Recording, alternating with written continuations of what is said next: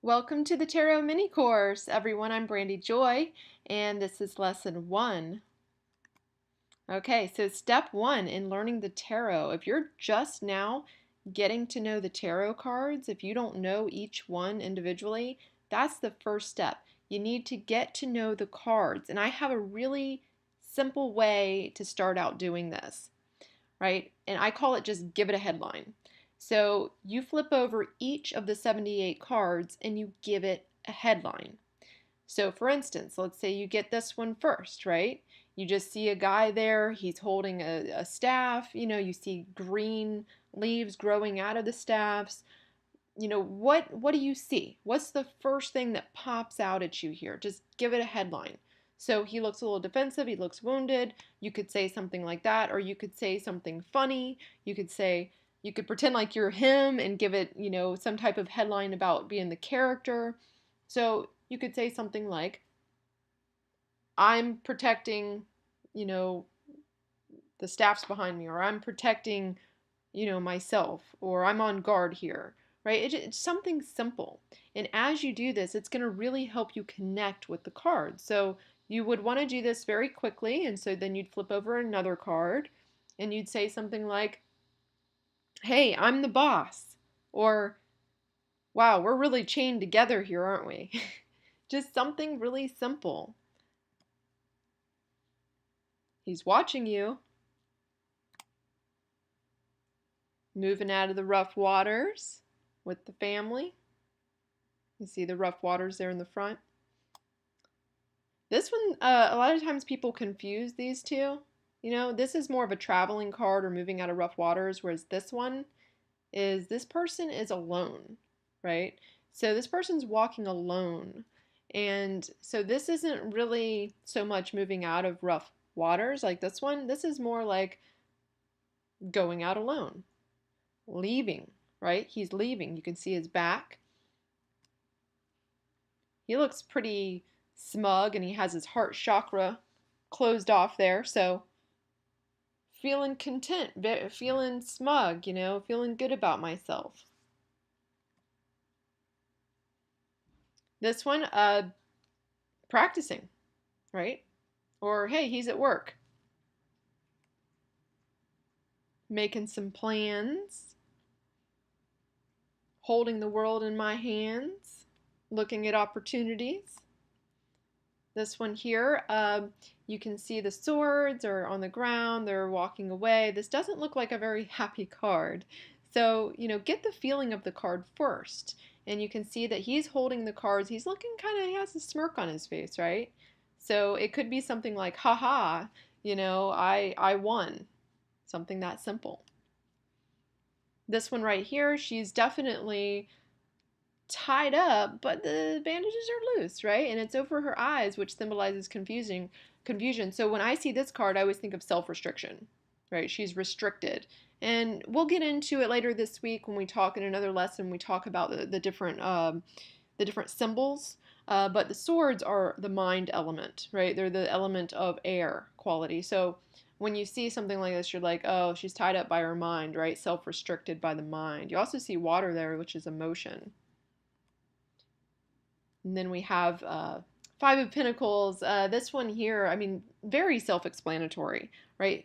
They're crippled, they're in the snow, they're walking by a church and they're not even really looking at it. They're not going in for help. So you might say something like, well, you need to look for help. This one right here, another Pentacles here, sharing. Right? Something that simple. It could be just a key word. It could be a phrase. It could be something, fun or funny. Hey, here, I'm going to give this to you now. And the scales are balanced there. We have family, right? Connection, a good card of connection. Just say something like, the family and connection and happiness. Well, she's pretty strong, right? She's brave. She's courageous.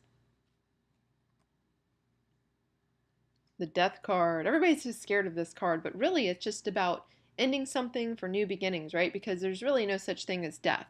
We don't die, right? So this here, death. You could say death of something, endings of something. You could even say new beginnings. Ooh, feeling burdened, right? Man, these wands are heavy. This one could be seen in different lights. Many of these can. You know, what do you see when you first see it, right? A loner, a reflection. You see the little star in the lantern. You could say something like going within, seeking some wisdom on what's happening. This one is the fool, so stepping out into the unknown, right? Taking the leap forward. He's got his little bag ready, and he's ready to go. So it's really simple. I mean, the thing is with reading the cards is it's all about your intuition. So you're learning to use your intuition and just whatever comes to you, right? I'm snapping my fingers here. Whatever comes to you is what it is, right? Just do it. Um, I'm going to give you a few tips here for starting out. So you want to start with the minor arcana cards first, right? We have major arcana cards, which is the Fool's Journey cards, and then you have the minor arcana cards, which are the swords, the wands, the pentacles, and the cups. So I say start with those four suits first and do 1 through 10. I wouldn't say start with the court cards. We're going to talk about the court cards this week with this mini course. So just start out with the minor arcana cards, 1 through 10. They're the most simple and easy to read. So start with getting to know those first, and then just add in the other ones. And especially after we do some of the court card talks on here, you'll be able to use the court cards. All right, so readings become more clear as you connect a clear definition of each card. So when you first try to read cards, if you're not highly intuitive, if you are not very developed with connecting with that unconscious part of your brain, right? It's harder to read the cards. It's harder to get a clear reading. Now, very, very intuitive types that can just channel and read already without cards, it would be very easy for them to just pull some cards and do a reading. But if you're just starting out, I say, get to know the cards. Get to know each card. And a good way to do this is go through the 78 cards, just like I said. And then you want to divide up the cards, put them into two different piles as you're going through them.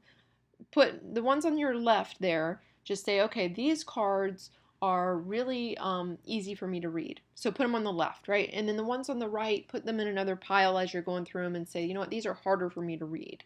And then you'll just keep practicing with those ones that are harder for you to read. And that will help you to get through the 78 cards.